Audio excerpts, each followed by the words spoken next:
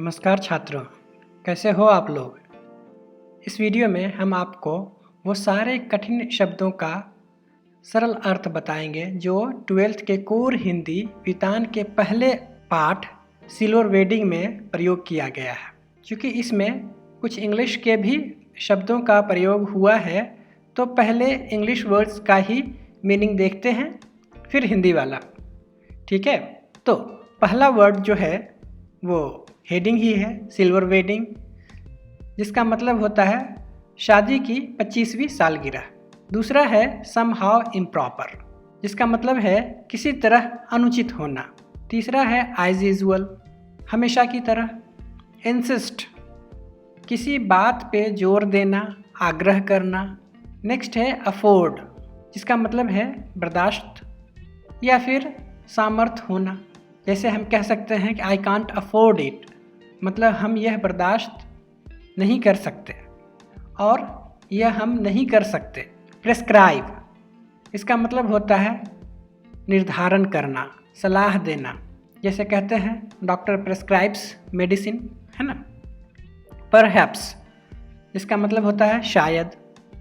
Substitute, जिसका मतलब है विकल्प। फॉर्मेलिटी, इसका मतलब है औपचारिकता। ठीक है, तो ये कुछ इम्पॉर्टेंट इंग्लिश वर्ड्स थे जो आपके वितान के पहली कहानी सिल्वर वेडिंग में यूज़ हुआ है। अब देखते हैं इसमें क्या क्या हिंदी के कठिन शब्द हैं। पहला निराकरण, जिसका मतलब होता है समाधान। परंपरा मतलब प्रथा। बदतमीजी मतलब अशिष्ट व्यवहार। चूनेदानी, पान खाने वालों का चूना रखने का बर्तन। धृष्टता, इसका मतलब होता है अशिष्टता और बदतमीजी से पेश आना। बाबा आदम जमाने का, ये एक मुहावरा है जिसका मतलब होता है पुराने समय का।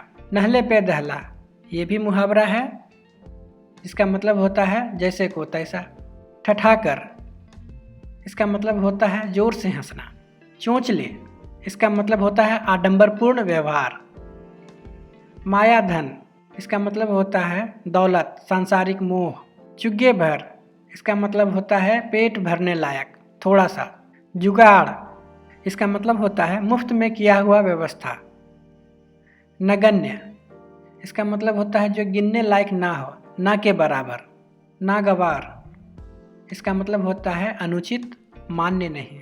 निहायत, इसका मतलब होता है एकदम। इसको इस तरह से कह सकते हैं कि तुम निहायत ही गवार हो, मतलब तुम पूरी तरीके से गवार हो। अगला है गए गायस्टक, इसका मतलब होता है इधर उधर की बेकार की बातचीत, बातें बनाते रहना। अगला है विरुद्ध, इसका मतलब होता है विपरीत। प्रवचन, इसका मतलब होता है धार्मिक व्याख्यान। फिक्रा मतलब वाक्यांश। उपेक्षा, तिरस्कार का भाव। तरफदारी मतलब पक्ष लेना। मातृसुलभ, माताओं की स्वाभाविक मनोदशा। जेठानी, पति के बड़े भाई की पत्नी। ढोंग मतलब ढकोसला, आडंबरपूर्ण आचरण। आचरण मतलब व्यवहार। अनदेखा करना मतलब ध्यान न देना। उपकृत, जिन पर उपकार किया गया हो। बिरादरी मतलब जाति भाई। कुराफात मतलब शरारती कार्य। विरासत मतलब उत्तराधिकार, बाप दादा से जुड़ी हुई चीज़ें। मौज मतलब आनंद। पुश्तैनी मतलब पैतृक, खानदानी। लोक मतलब संसार। बाध्य मतलब मजबूर, किसी काम के लिए किसी को बाध्य करना मतलब मजबूर करना। मर्यादा पुरुष, परंपराओं एवं आस्थाओं को मानने वाला। बाट मतलब पगडंडी। सर्वथा मतलब पूरी तरीके से। बुजुर्गियत मतलब बड़प्पन। लहजा ढंग, तरीका। निष्ठा मतलब आस्था, भरोसा, विश्वास। कुमाऊनियों मतलब कुमाऊं क्षेत्र के निवासी। दुराग्रह मतलब अनुचित हठ। कुहराम मतलब शोर शराबा। वक्तव्य मतलब कथन। नुक्ताचीनी मतलब छोटी छोटी कमी निकालना।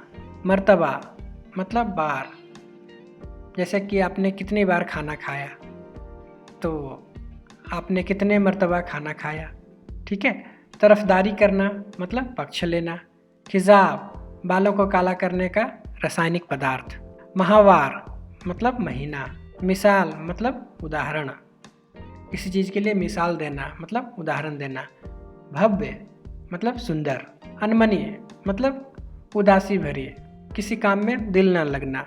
रवैया मतलब व्यवहार, जैसे कहते हैं उसका रवैया ठीक नहीं है, मतलब व्यवहार ठीक नहीं है। आमदा मतलब तत्पर होना, मतलब किसी काम को करने के लिए आतुर होना।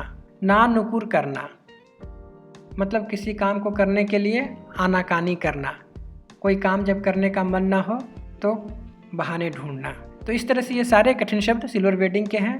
आशा है कि अब आपके लिए ये कहानी काफ़ी आसान हो गया हो। तो हम समाप्त करते हैं इस वीडियो को यहीं पे।